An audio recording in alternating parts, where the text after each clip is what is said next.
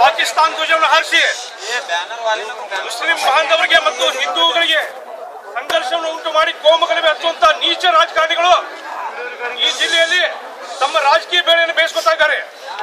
ಇವತ್ತಿನ ದಿವಸ ನಾವು ಖಡಾಖಂಡಿತವಾಗಿ ಈ ಸಮೂಹ ಮುಖಾಂತರ ಹೇಳ್ತಾ ಇದ್ದೇವೆ, ಸನ್ಮಾನ್ಯ ಶ್ರೀ ಬಸನಗೌಡ್ರೆ,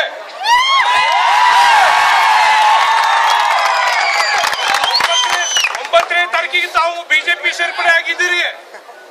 ಇದಕ್ಕಿಂತ ಮೊದಲು ದೇವೇಗೌಡ ಕುಮಾರಸ್ವಾಮಿ ನೇತೃತ್ವದಲ್ಲಿ ಸ್ಟೇಡಿಯಂನಲ್ಲಿ, ಅಂಬೇಡ್ಕರ್ ಸ್ಟೇಡಿಯಂನಲ್ಲಿ ಒಂದು 60-70 ಸಾವಿರ ಜನ ಸೇರಿಸಿ ದೇವೇಗೌಡ ನಮ್ಮ ಅಪ್ಪನ ಮಗ ಅಂತ ಹೇಳ್ಕೊಂಡು ಜಾತ್ಯತೀತ ಜನತಾದಳ ಸೇರ್ಕೊಂಡ್ರಿ. ಅವತ್ತಿನ ದಿವಸ ಸೇರ್ಕೊಂಡ ನಂತರ ಮುಸಲ್ಮಾನ ಬಾಂಧವರ ಮೇಲೆ ನಿಮಗೆ ಎಲ್ಲಿಲ್ಲದ ಪ್ರೀತಿ ಬಂತು.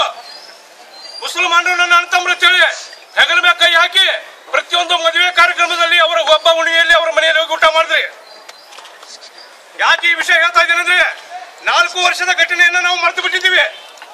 ಆದ್ರೆ 9ನೇ ತಾರೀಕಿಗೆ ನೀವು ಎಲ್ಲ ಸಮುದಾಯದ ಜನರನ್ನು ಕೆರಳಿಸಿಬಿಟ್ರಿ. ದಲಿತರು, ಮುಸಲ್ಮಾನರು, ಅಲ್ಪಸಂಖ್ಯಾತರು, ಹಿಂದೂಗಳು ಅಣ್ಣ ತಮ್ಮಂದಿರಂತೆ ನಾವು ಈ ಬಿಜಾಪುರ ಜಿಲ್ಲೆಯಲ್ಲಿ ಬಾಳೆ ಮಾಡ್ತಾ ಇದ್ದೇವೆ. ನಮ್ಮಲ್ಲಿ ಯಾವುದೇ ಭಿನ್ನಾಭಿಪ್ರಾಯ ಇಲ್ಲ.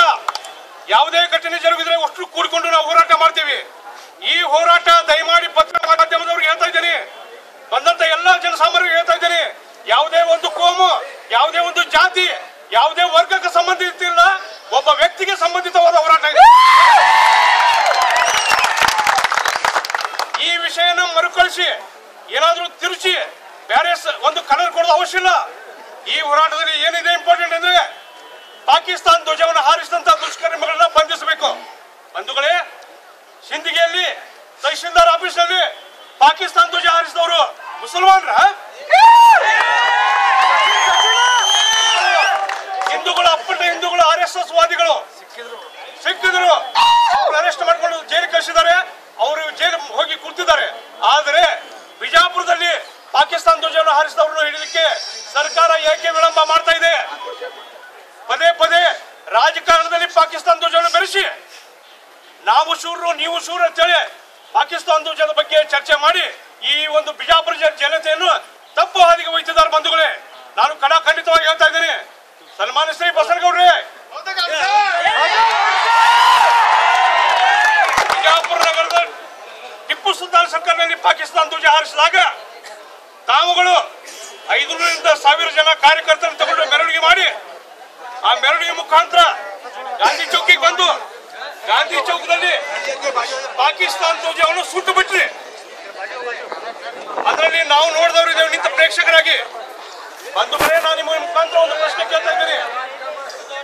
ಪಾಕಿಸ್ತಾನ ಧ್ವಜ ಸುಡ್ಲಿಕ್ಕೆ ಬಸನಗೌಡ ಅಂತ ಪಾಕಿಸ್ತಾನ ಧ್ವಜ ಎಲ್ಲಿದು ಬಂತು? ಆ ಪಾಕಿಸ್ತಾನ ಧ್ವಜ ಹೊಲದವ್ರು ಯಾರು? ನನ್ನ ಲೆಕ್ಕಕ್ಕೆ ನಾನು ಒಂದು ವಿಚಾರ ಮಾಡಿ ತಮಗೆಲ್ಲ ಹೇಳ್ಬೇಕಂದ್ರೆ, ಪಾಕಿಸ್ತಾನ ಧ್ವಜ ಸುಟ್ಟವರು ಬಸನಗೌಡರು, ಹೊರಗೆ ಬರಬೇಕಾದ್ರೆ ಆ ಧ್ವಜದ ಪ್ರಕರಣ ಮುಗಿದ ನಂತರ ಸನ್ಮಾನ್ಯ ಶ್ರೀ ಬಸನಗೌಡ ಏನಂತಾರೆ, ಪಾಕಿಸ್ತಾನ ಧ್ವಜ ಹಾರಿಸಿದವ್ರು ನನಗೆ ಗೊತ್ತೈತಿ, ಯಾರು ಹಾರಿಸಾರ ನಾನು ನೋಡೇನಿ, ಹಿಡಿದವ್ರಿಗೆ 50 ರೂಪಾಯಿ ದಂಡ ಅಂತೇಳಿ ಪತ್ರಿಕೆ ಹೇಳಿಕೆ ಕೊಡ್ತಾರೆ. ಬಂಧುಗಳೇ, 4 ವರ್ಷ ಆಯ್ತು. ಗೊತ್ತಿದ್ರೆ ಅವ್ರನ್ನ ಯಾಕೆ ಗಲ್ಲಿಗೆ ಯಾಕೆ ತಂದ್ರೆ ಸರ್ಕಾರ ಗೊತ್ತಿಸ್ಬಿಡ್ರು. 2 ನಿಮಿಷ